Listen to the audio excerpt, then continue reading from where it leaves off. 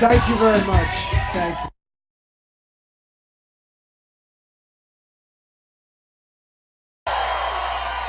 Unbelievable. So, we're going to do things that are so amazing.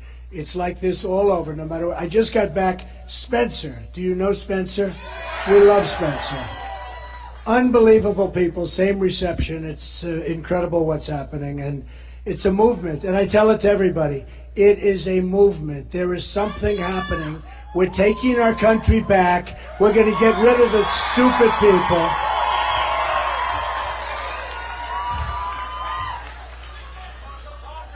We have leaders that don't have a clue. They're grossly incompetent. I refuse to say that they're stupid, but they're stupid. We have people that are leading us in a direction, and it can't go on any longer, folks. It can't. And that's why I'm doing this. I'm doing this. We are going to make America great again. Believe me, we are going to make America great again. First of all, this is a record for this building. I hear it's a fairly new building, in all fairness, but we set records at every building, but this is a record. We have a tremendous group of people in here. Now, CNN. Did you ever hear of CNN? Yes. Boo, boo. Well, this week we like them because a poll came out yesterday. You saw that. So we're at 36. We have a 20-point lead over second place. And a lot of guys are in 3 and 4 and 2 and 1. And why are they running? We're taking up a lot of time. I guess Bush is at 3. Bush is doing well. She's at 3. He's got a lot of energy. So, you know, almost build the wall. We're going to build the wall. Don't worry. We're going to build the wall.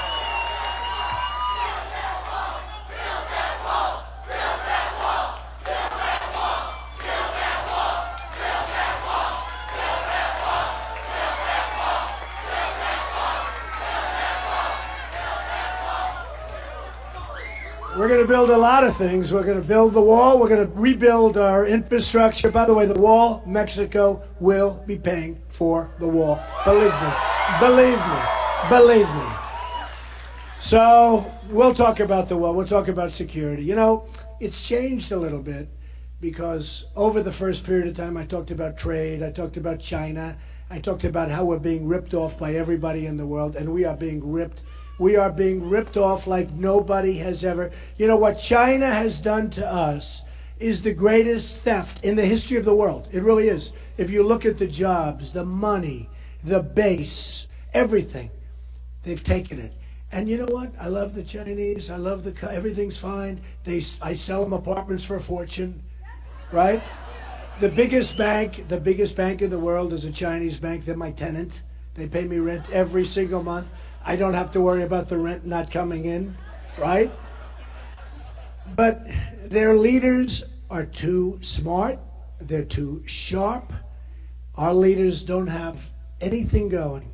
We don't use our right people. We have the greatest business people in the world. Carl Icahn, who's a friend of mine, is a great success and a great negotiator. He's endorsed me. Many of these folks have endorsed me. Even the business leaders that hate me, in some cases, have endorsed me because they know I'm good at what I do. It's very simple. And honestly, and they want to see our country be great again. They want to see our country come back. You know, they're proud of our country, too. And they feel foolish when they see the kind of deals. You look at, as an example, Japan. They're sending us cars, thousands and thousands, and then millions of cars. The biggest ships I've ever seen. Go into Los Angeles, go into the harbor. You'll see the biggest ships you've ever seen. The cars pouring off. You know what we send them? Practically nothing.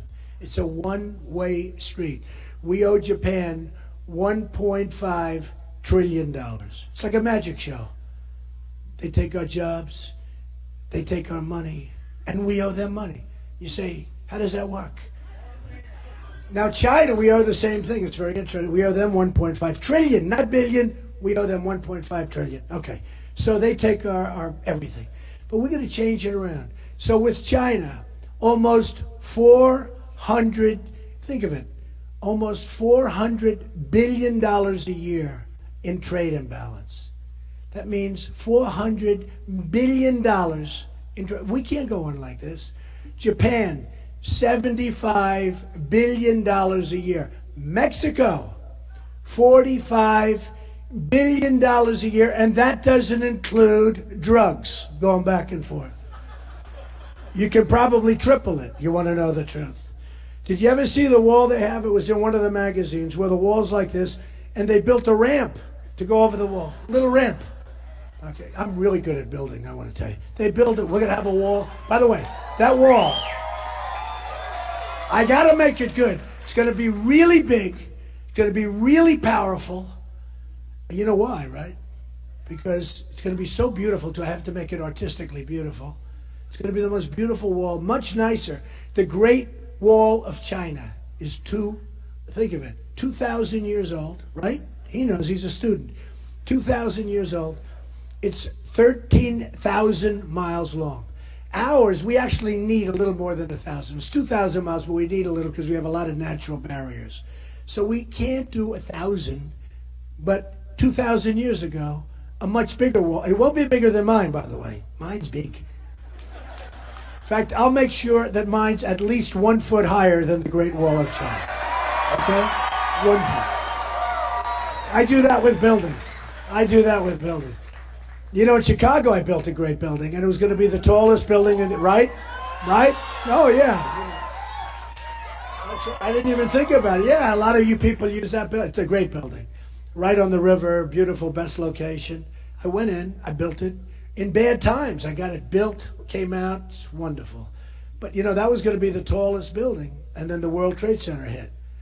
And I said, you know what? Maybe it's not such a good thing. Maybe we'll make it. So I made it a little bit shorter. I actually did. First time in my life I made something shorter.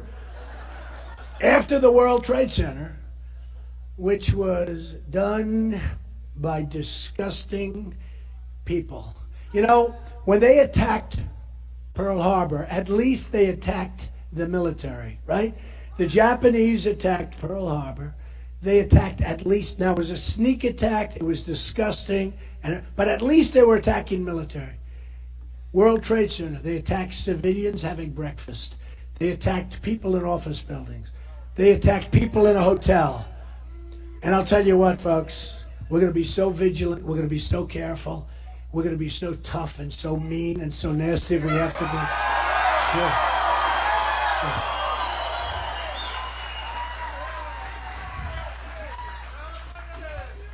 That shit is not going to happen anymore, I'll tell you right now. Not going to happen anymore.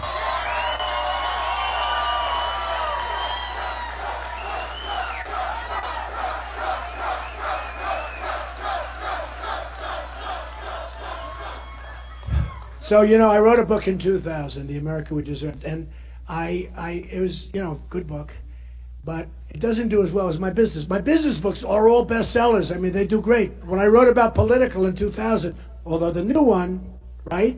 What's it called? Crippled America. Crippled. Oh, look at all of the books. So good.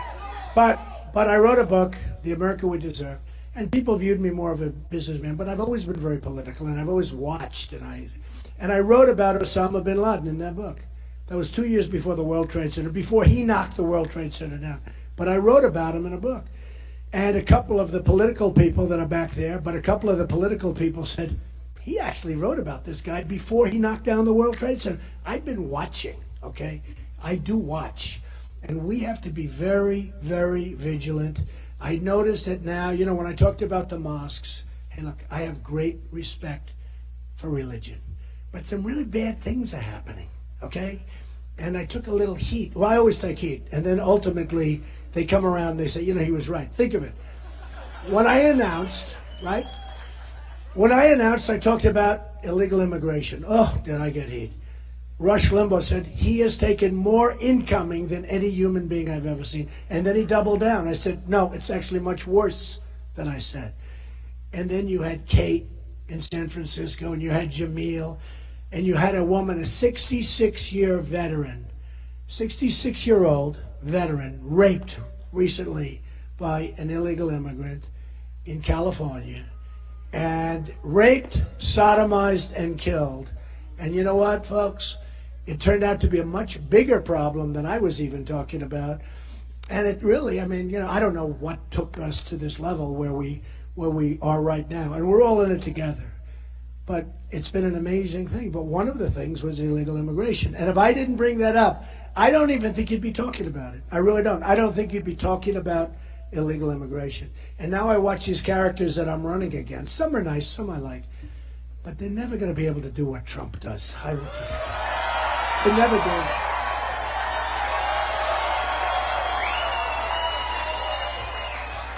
They're never going to do it. They're never going to do it. So what happens, and you know, I tell this story all the time, it takes guts to run for president. It really does. Especially, you know, I've heard all my life, if you're a very successful person, you can't run for political office, but especially you can't run for president. I fully understand it. And one of the things I found is the people, and by the way, the polls have found, the people that are behind me are the most loyal people there are in politics. In politics. It's amazing.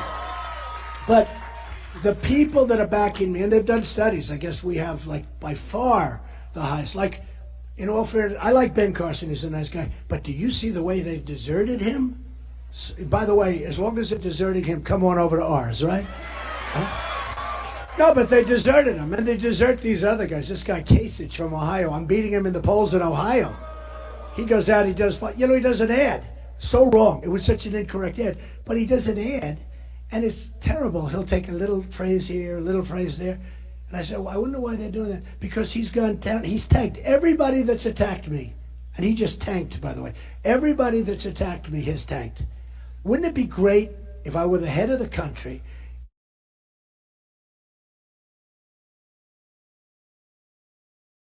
Thanks, Quad Cities, for making Sexton Ford your Mustang headquarters. We have the largest inventory of Mustangs in stock. Sexton Ford is also your authorized Roush dealer. Sexton Ford is the talk of the town. About his IQ. Remember I said he has to pass an IQ test to go on the stage? He said, and I talked about his glasses, he wears glasses. That man's wearing glasses, but I can see you're smart. He wears glasses because he wants to show everybody that he's intelligent, and it just didn't work. But he was so vicious. And, you know, you look at it, so he goes out. Lindsey Graham, what about this Lindsey Graham? No, think of it. The attacks are unbelievable. Unbelievable. So he attacked me, we attack him. I have to say, your governor, your next door governor, nice guy, Walker, he was going to win, right? He was going to win. And then one of his people, a fundraiser, said some bad things about me. So I said, thank you. Remember, I apologized, and then I thanked him. And then I said that he's got a lot of problems. He's got a $2.2 billion deficit. Nobody knew these things. And he went from 22 and was going to win down being, I'm going to be leaving the race, right? Remember? And then, I mean, so many of them. Every single, so far, that's why. Do you ever notice they're all saying, no, we don't want to attack Mr. Trump. Even the fundraisers. Like, I hate to say it, but Marco, you know Marco? So he's got a guy, he's got a rich fundraiser, not as rich as me, by the way, that's good. He's got a billionaire, some billionaire, who's got some very bad views on things. And he's got, right? Now he's saying he's tough on immigration, but this guy's not tough. Believe me, Marco will be controlled by this guy like you never saw, just like a little puppet. He's going to be controlled, just like a little puppet. So, Bush attacked me. And then I said he's a low-energy individual. We don't need low-energy people. We need high-energy people. We need smart people. We need smart people. We need smart, tough people. And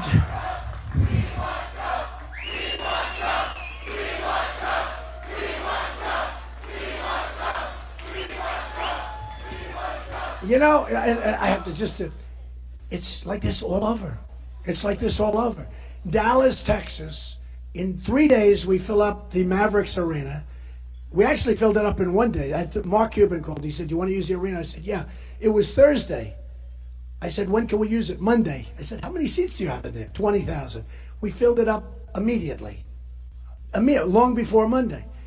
Then they said in Mobile, Alabama, it was unbelievable. So I took a hotel, 500 seats. The hotel called, begged for us to leave because it was crazy. So we then took the convention center, 10,000. They called and they said, "It's too many people, we can't do it." So we ended up taking a football stadium with 35,000 people. It was a love fest.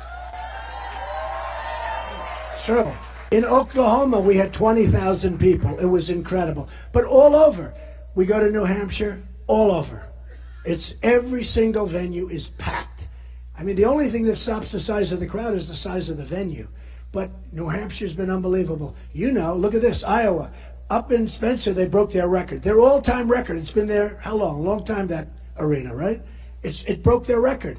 And the one that had the record was a guy that played a guitar. You know, Elton John said, "You get the most people of anybody in the world that doesn't play an instrument." It's true. It's true. Far more than Bernie Sanders ever got, but he's going down the tubes right now. No, Bernie's going down the tubes. Because Bernie wanted a nice soundbite. And the soundbite was, oh no, the emails, right? He gave up the email. And he got, like about 4 seconds worth of applause. Wasn't that nice? That was the end of his campaign. Because we can't get, because what Hillary Clinton did is illegal. Okay? It's illegal. What she did is illegal. And she'll probably be let off because the Democrats are protecting her. But you know what? We're going to go after her. What she did is illegal. General Petraeus, a respected guy, a nice guy, for doing 5% of what she did, 5% of what she did is destroyed. His life is destroyed. Many people have gone to jail for doing a tiny fraction of what she did. So we're going to see where it all goes. But I want to tell you something. She's being protected, and it's a disgrace. It's a disgrace to our country. It's a disgrace to our country. Remember that. All right. So one of the things that I was very proud of, and actually one of the great commentators is here right now. I won't mention his name because he doesn't always treat me well, but now he's really being nice. Because now he thinks we're really pretty much a lock. But we're not a lock. The fact is you have to go and vote. You got to go out there. That caucus situation is so complex and so wild. But we love it. And they were talking about moving Iowa back and putting it in the middle of the pack. Let me just tell you something. Ready? If I win, Iowa will never be touched. You are sacred. You are sacred. Iowa, and I'm not a politician that talks and they talk and they don't mean it. If I win, Iowa's staying right where you're going to be first. You're going to be right where you are. New Hampshire's staying right where New Hampshire is. And South Carolina is staying right where they are. You're staying where you are, folks. So you're not going to be moved to the middle of the pack. Some of the people that I'm running against want to do that. And it's not going to happen. We are going to keep you where you are. And first of all, there's a great tradition. I've also developed a lot of friends, and I love this place. Where is there more beautiful land? Okay? And by the way, I think you'll like this because they're headquarters. I am a huge purchaser of John Deere equipment. Is that nice? I think over $10 million. That's a lot of money. That's a lot of tractors. Over $10 million. And they like me a lot. So it's one of those things. But remember this. So just before we get off, the economy, Trump, 55%. Now think of what that means. So I win the regular 36%, second to 16, then you go down to 14. Then you go down to 4 and 3 and okay. So that's a big thing. But on the economy, they do polls. It's funny. All the politicians go out and they hire pollsters. They spend millions on pollsters. These pollsters tell them what to say, what to look like, what to do, where to go to the bathroom. They can't move. No, it's true. They can't move without their pollsters. And the pollsters are smart. Some of them are here saying, oh, this guy's brutal. But they can't move. The pollsters are tough people. They get hundreds and hundreds of thousands of dollars for doing this work, right? And they tell the candidate is afraid to make a decision, right? With me, my pollster is me. If it's right, it's right. If it's wrong, you're going to know. It's really right. It's right. And I could afford thousands of pollsters. I don't care about pollsters. You know what I always say about pollsters? If they were so good, why aren't they running? Why aren't they?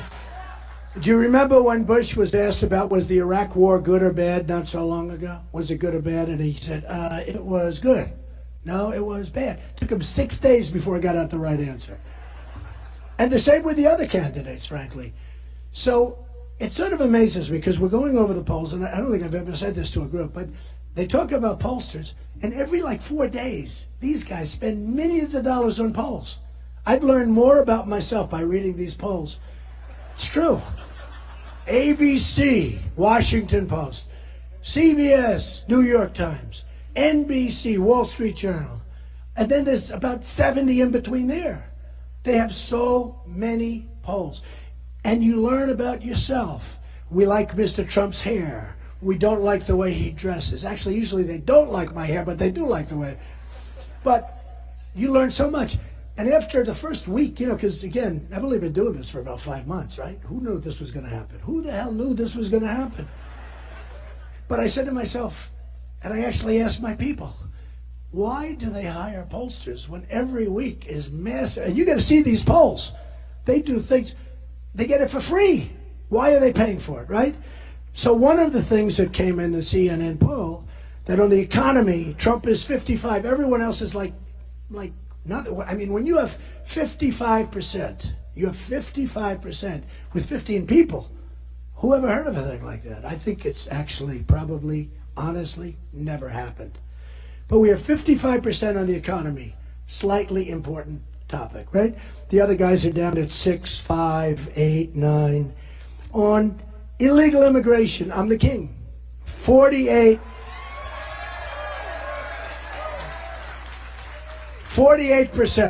illegal immigration. 48% Trump. And the other guys are in the, 6s and 3s, 2s, 1s, 0s. Pretty bad.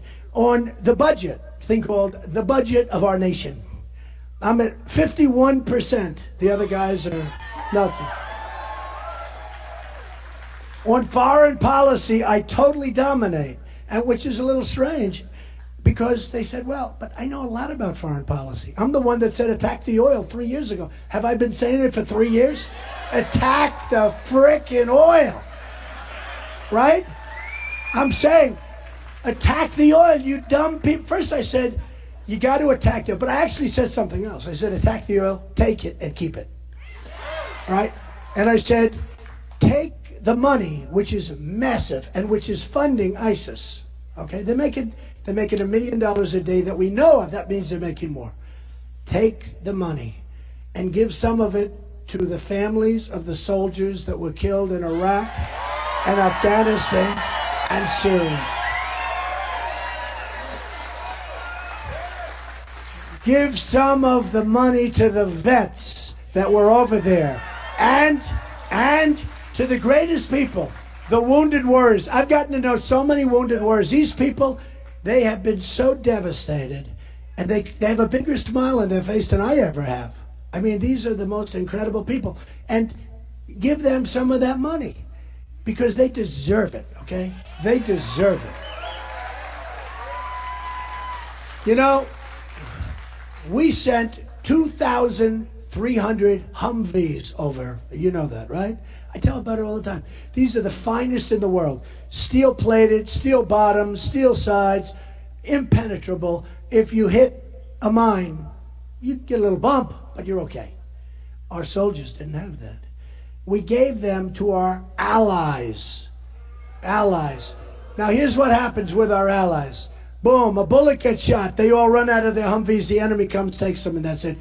2,300. If our people had them, they wouldn't be wounded warriors today, okay? Our guys were riding around in the Humvees without any armor plate, and they don't have legs, and they don't have arms, and they're, just tough deal. But I've gotten to know them, and they're amazing people. And I say, and I've been saying for 3 years, attack the oil. Take the oil. To the victor belong the spoils.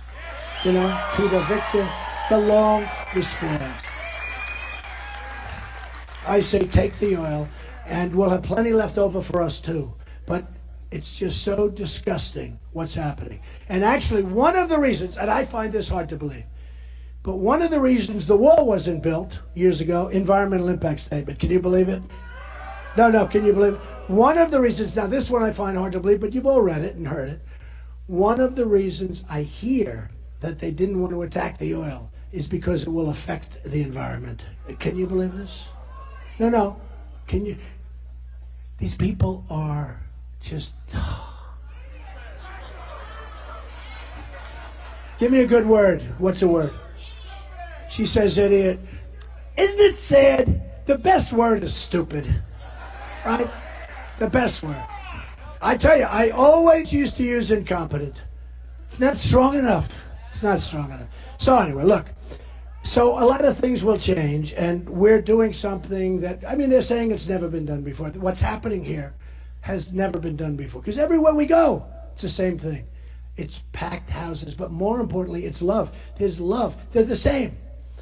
The people in Mobile, the people in Dallas, the people all over. We went to Sarasota, Florida the other day, 12,000 people, set it all time. We're setting records at every place we go to. Without, remember, right? Without guitars. So Sarasota, we had 12,000 people. The convention center held 6. So we had 6 in, 6 out. I had to make 2 speeches, 1 in, 1 out. You think this is easy, don't you? This is never. But the spirit is so incredible. And a friend of mine who's a very, very successful guy, he said, where are you going today? I said, I'm going to wherever. How many people are you speaking in front of? 15,000 people. I mean, we had the other night, you saw that. It was incredible. What we had the other night was incredible. But I said 15,000 people. He said, how do you do it? Because he's a guy, he's a rich guy, he's very successful, very smart. He said, how do you speak before all those people? And you don't even have notes, you don't even have like a speech to read. And you don't have teleprompters like our president. Remember when I said that if you're running for president, they shouldn't allow you to use teleprompters? It's true. It's true. Because, look, I told him, I said, you know, it's the easiest thing in the world to do because there is so much love in these rooms that I go to. It's incredible. It's, you know, we used to use a term, the silent majority, and for some reason people didn't think that was politically correct. Nobody's really been able to explain that, but it's not a great term anyway because it's not a silent majority. It's a noisy majority. You got to see these places go crazy. No, it's true. It's true. And believe me,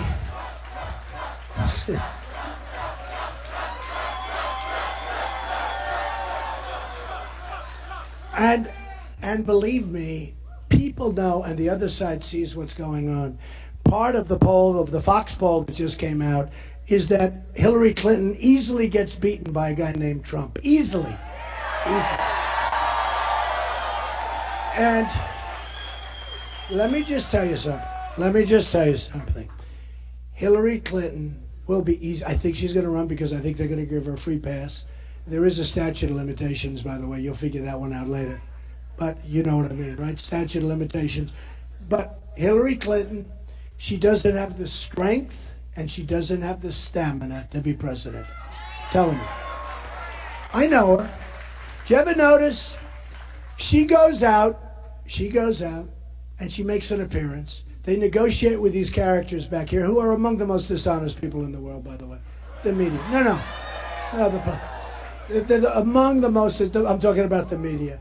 They are among the most dishonest human beings I've ever dealt with in my life. They're horrible.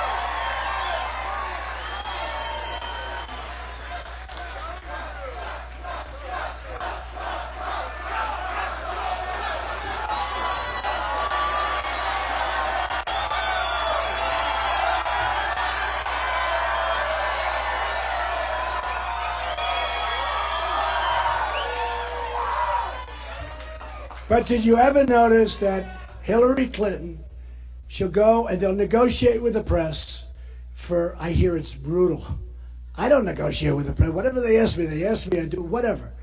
But she'll negotiate with the press. They then will ask her a few questions. She'll come to Iowa. She'll do a couple of minutes in Iowa, meaning a short period of time. And then she goes home. You don't see her for 5-6 days. She goes home. She goes to sleep. I'm telling you. She doesn't have the strength.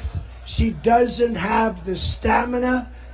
When your ambassador from Benghazi was wiring her and wiring her and wiring 500 or 600 emails, she wouldn't respond to him. She wouldn't respond to him. Think of it. She's wiring and wiring. Nobody responds. It's a damn disgrace. And yet she's talking to her friends like, no problem. No problem. She doesn't have the strength. She doesn't have the stamina to deal with China, to deal with ISIS. The generals knock the hell out of ISIS. She doesn't have the strength. She doesn't have the stamina. And that is for sure. She's been corrupt for years and years. It's always corruption. It's always corruption. And you know what? And I don't know what's going to happen because, look, there's a structural advantage that the Democrats have. You do know that. Unless you get out and really vote, come November, you're not going to win. Romney let us down. Romney got the nomination. I almost went. I should have, I sort of should have gotten, but I like this one better. Because honestly, it's gotten so bad and it's so grossly incompetent. I think I like it better. You want to know the truth. But I was really thinking about doing it. But I was in the midst of a lot of jobs that are now completed. We're doing a great one, old post office on Pennsylvania Avenue. Under budget, ahead of schedule. That's the way our country should be run. It's the way our country should be run. I mean, that's what we should be doing. But, so Hillary, do you ever notice, though? You don't see her for 4 or 5 days. Then 4 or 5 days later, she awakens, puts on her pantsuit, goes out, and does a press conference. She throws on the old pantsuit, and that's it. But you know what? Let me tell you. Foreign policy, Trump wins. So you saw the problem in Paris was disgusting. And by the way, speaking of that problem, if some of those people had guns in their pocket,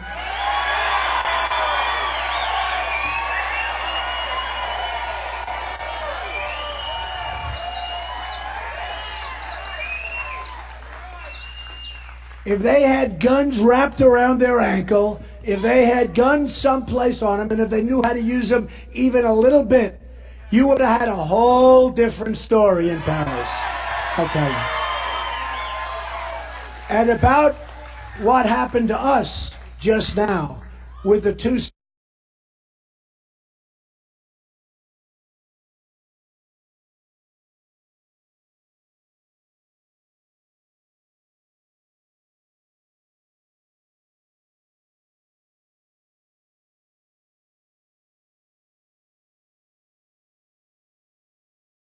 sleazebags that did what just now, with the two sleazebags that did what they did, where they killed 14 people and probably end up being more than that by the time it's over with because people are in very, very serious shape.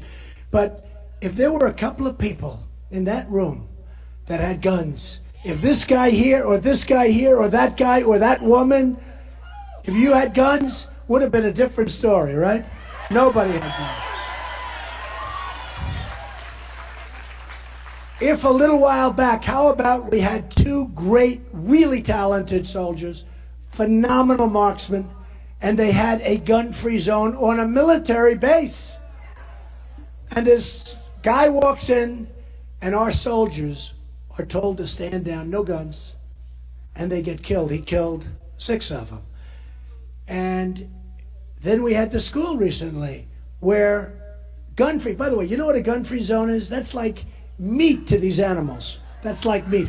Gun-free, they love gun-free. So, I'm somebody with a lot of common sense. And I'll be honest, I don't need to be doing this. I don't need to vote. If I thought I was wrong on this, I'd go the other way. I wouldn't care. And if you didn't vote for me, it'd be fine. If you don't have the right to protect yourself, you have a whole different deal. You have a whole different country. You have a whole different country. And I say it to people. And I say it to all these guys that want to get rid of the Second Amendment. They want to do all sorts of numbers. They want to give you one clip. They say, no, we want one clip. So, did you see the one thing where you allowed 2 bullets in a clip? Okay? Think of it. They don't make them like that, but you're allowed to. I say, do you think the bad guys are going to say, oh, wow, the law allows 2 bullets? It is so preposterous. But, you know, it's funny. Over the last, I felt this way. I'm a member of the NRA. My sons... Actually, my sons are members for years, Don and Eric, and they're great marksmen, actually. They love it. They are really fantastic shots. I'm not so good, but they're really good. But, you know, every time I see one of these tragedies, I say to the people that are, you know, for get rid of the guns, didn't you think it would be good if instead of in Paris, where they had hundreds of people in these different places, if a few of them had guns, don't you think it would be better? They can't answer me. They can't. There's no way they can debate it. There's no way they can win it. I mean, the New York Times today has an editorial on the front page. I think they said it's the first time in many, many, many decades that they've done it. Totally anti-gun. But I say to the people, wouldn't it have been great if 3 people in Paris had guns? We need better people. We need smarter people. We need unity in the Republican Party. You know, what people don't know about me, I'm a unifier. What I always thought about Obama, look, obviously he's been a horrible president. He'll go down as one of the worst presidents in history. No, he'll be truly one of the worst presidents in history. And this Iran deal will seal it.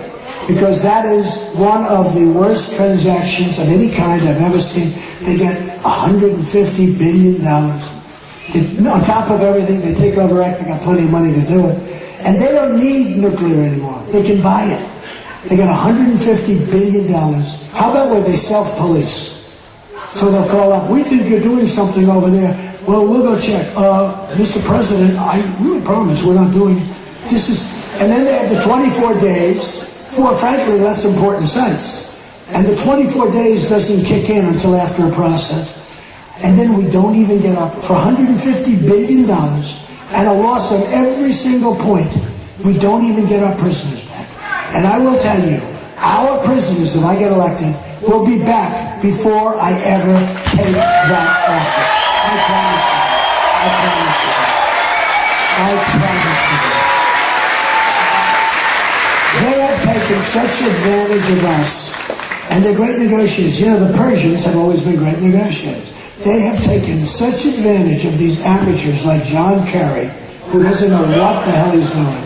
And we will do things that will be in a very different fashion over the coming years. So, what I've been talking about has been trade, it's been Caterpillar, it's been Japan, it's been China ripping us, it's been Mexico ripping us and at the border.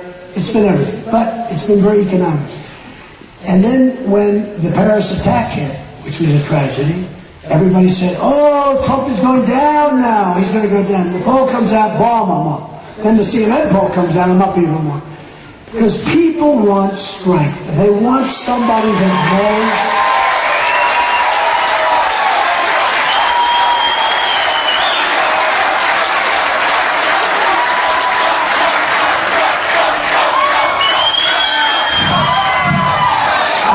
People. You know, by the way, if you want to be famous, they have the best thing. But you have the best thing.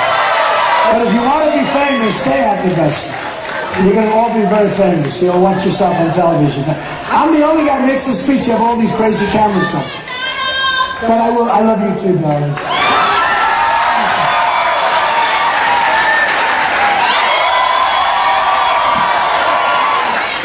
So how many times has it been? You know, the loyalty has been so incredible, but they'll say, oh, Trump just made a statement. Oh, that's the end. First, I wasn't going to run. Then I was just doing it for fun. All this, believe me, this isn't such fun. I like it. I can think of other things I might rather be doing, right? Not too many, though. I wouldn't. Look, I'm doing this to win. I got a call from one of the great writers of the world recently, and he said, Mr. Trump, I have a lot of respect for him. He's on the other side of the equation, but I have a lot of respect for him. Liberal guy, brilliant guy, liberal guy. Right, he said to me, how does it feel? I said, how does what feel? What you've done has never been done before. It was the summer of Trump, now it's the autumn of Trump. How does it feel? I said, it doesn't feel anything. He said, what do you mean? I haven't won. I said, if I don't win, this is a total and complete waste of time. He said, no, you're wrong. He said, what you've done is incredible. You've shown that you can speak directly. You've shown that you don't have to be so totally politically correct. You've said,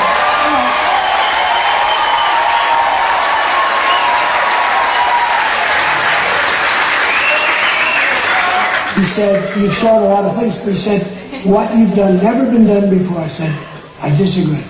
If I don't win, I have wasted, totally wasted my time. Okay? And that's the way I feel. Because if I don't win, what am I going to do? Sit home, watch some incompetent person setting the budget, dealing with ISIS, they don't know how to deal. I mean, honestly, seriously. And I know the guys are running, and by the way, some of them are fine. Okay? But they can't do what we're going to do, folks. They can't. They don't have the skill. They don't have the talent. They wouldn't have the people. They don't have the imagination. We've got to do some great things. We owe $19 trillion. It's going to be $21 trillion. The budget we signed recently is a catastrophe. You ever see a budget? The largest budget in the history of the United States. I mean, they agreed to this thing like in 24 hours. What's supposed to happen is every year, it's the same thing. They have a rush to the budget. Everyone says you're going to close up government.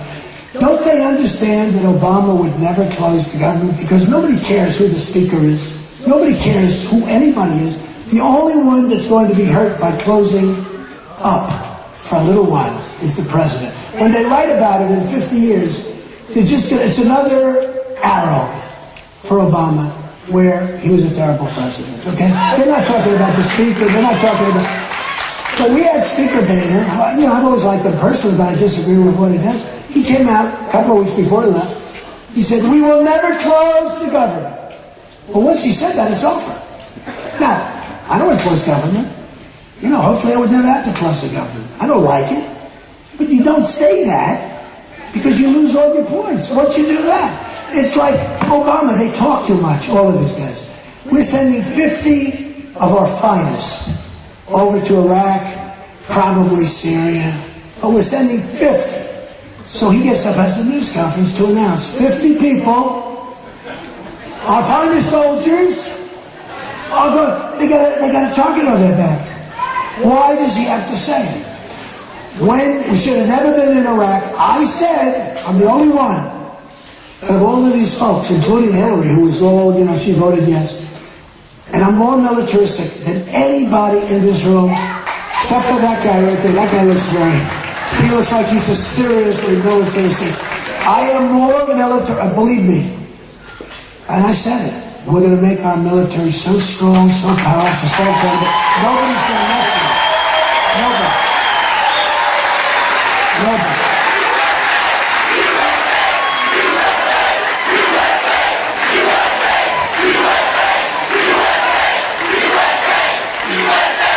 Nobody's going to mess. But you have to know when to use it. And I said, if you do that, if you attack Iraq and Iran were the same militarily, same exact strength. They fought forever. That's all they do is fight. Over there, they just fight. They don't know what the hell they're even fighting about. They fight. I want to come back, I want to rebuild our country. All they want to do is fight.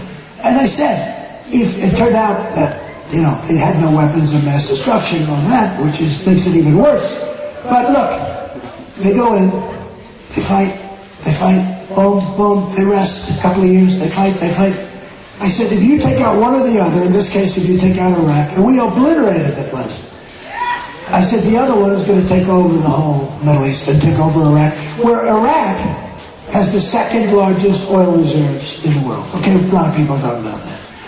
In Afghanistan, very interesting, we're fighting over here, a lot of people don't know, Afghanistan is very rich in minerals. So Afghanistan, we're fighting over here on this side of the mountains, very rough territory.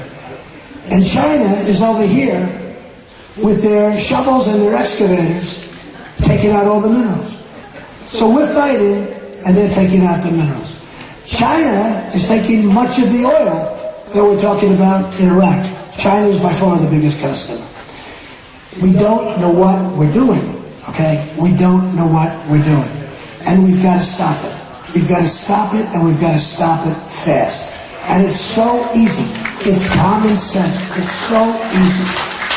We have a case where we have Assad. Assad's not a good guy, okay, on the record press. Bad guy. But we're fighting Assad. Everyone wants Assad out. Look what happens with Gaddafi and Libya. Turned out to be a disaster. Look what happens with Iraq and Saddam Hussein. Look what happens. Turns out to be 10 times worse than it ever was. You know, I'm not a fan of Saddam Hussein, that I can tell you. But Saddam Hussein used to take great pleasure in killing terrorists. You know, now it's the Harvard University of terrorism.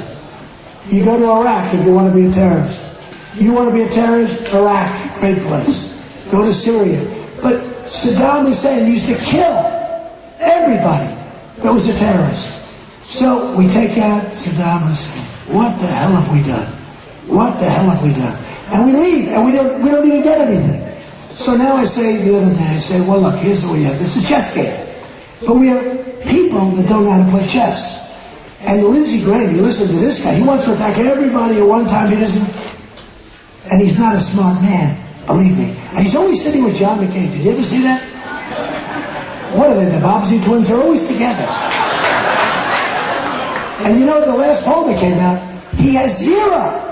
I say, you know, they interview thousands of people. How do you have 0? But he talks like he knows something. His plan is so bad. Okay. So we have to get rid of, let me agree, ISIS first. One thing at a time.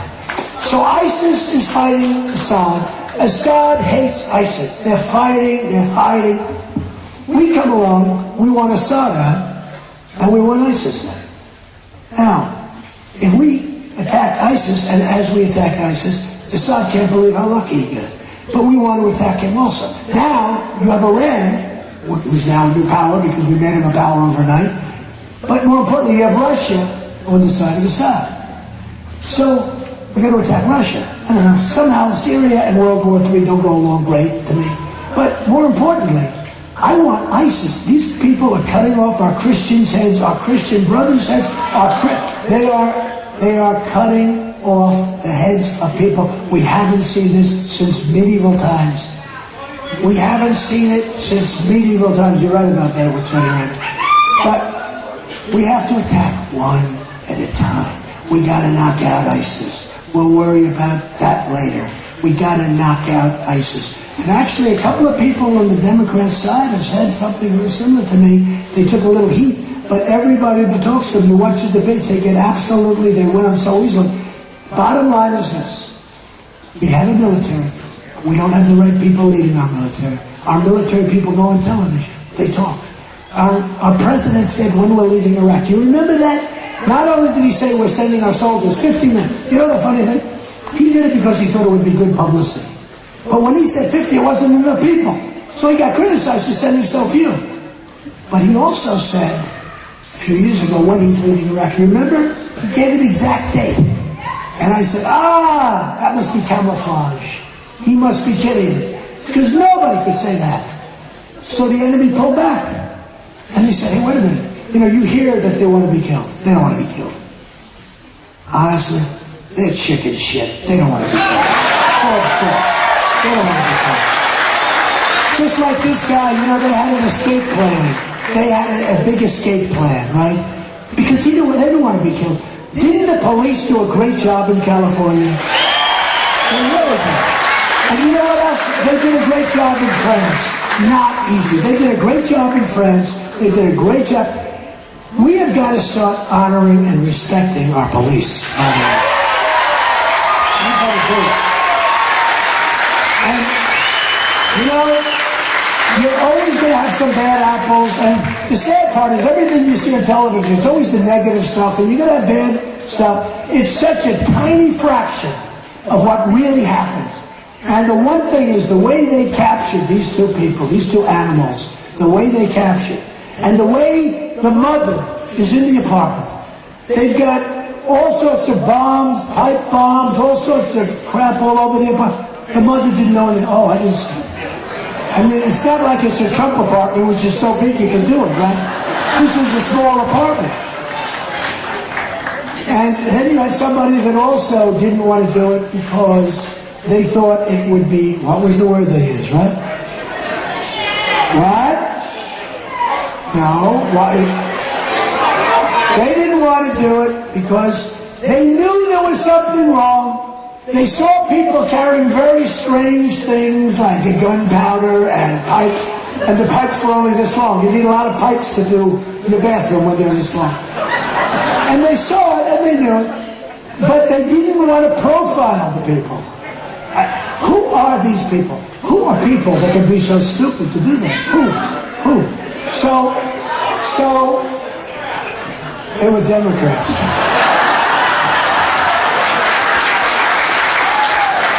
I was going to say there was something else, but I won't say because I just got myself in trouble. I wonder really what. I watched the sister of the guy last night on television, right? And I'm pretty good at this stuff. And I watched her. She had the veil, the whole thing, and she's talking about the brother.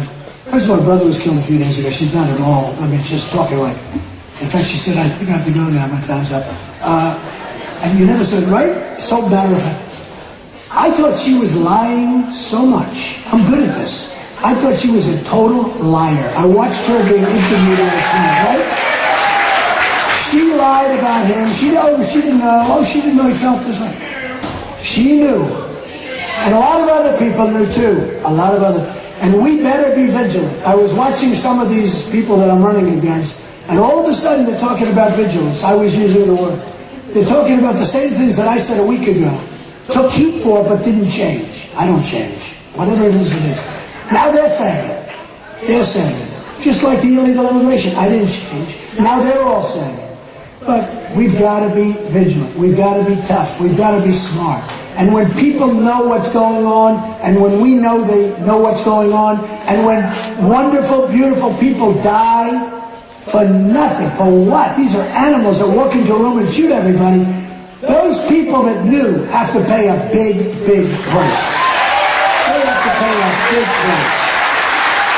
And they will pay a big price. Because I'm watching this, and it's like, give me a break. I'm watching all these people about the racial profiling. I don't believe that for a second. These people knew what was going on, and there was more than the two of them, and there probably is a lot more out there than the two of them. And we better get really tough and really smart, and we better do it quickly. So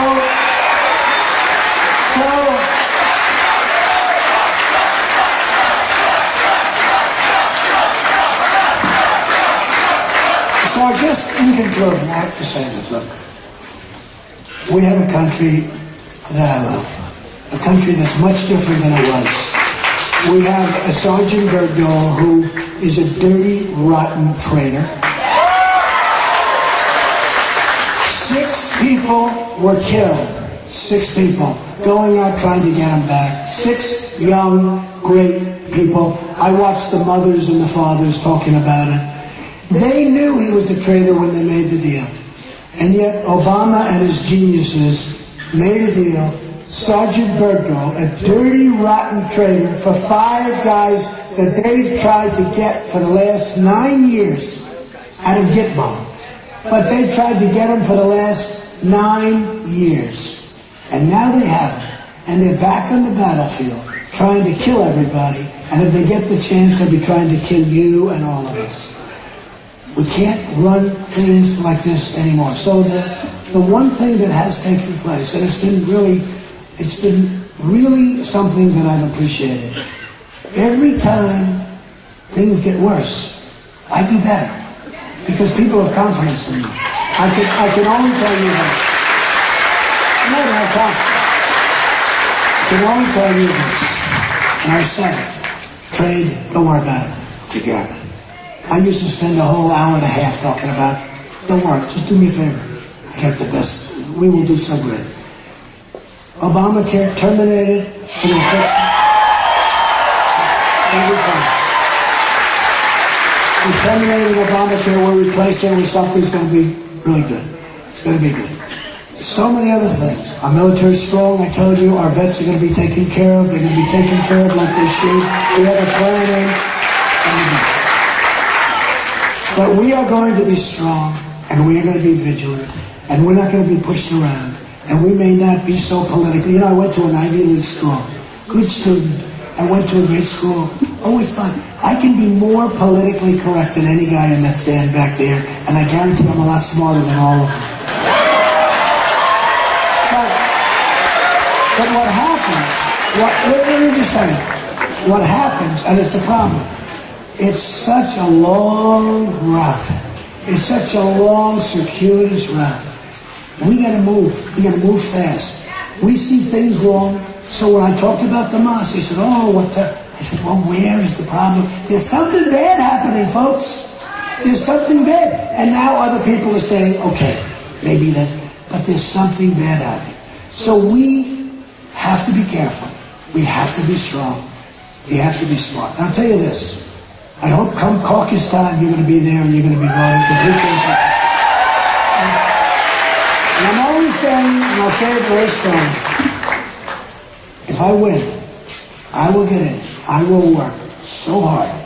I will put every ounce of my being into getting this country to a level that will be not only what it was, but greater than it's ever been before. We have tremendous potential. We have tremendous potential. So,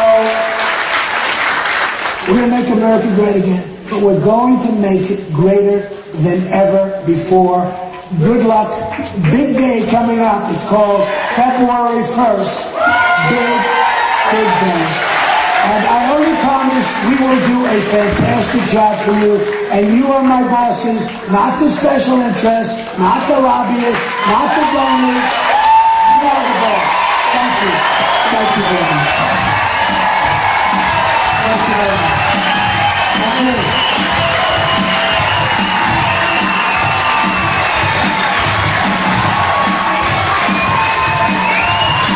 Thank you, everybody.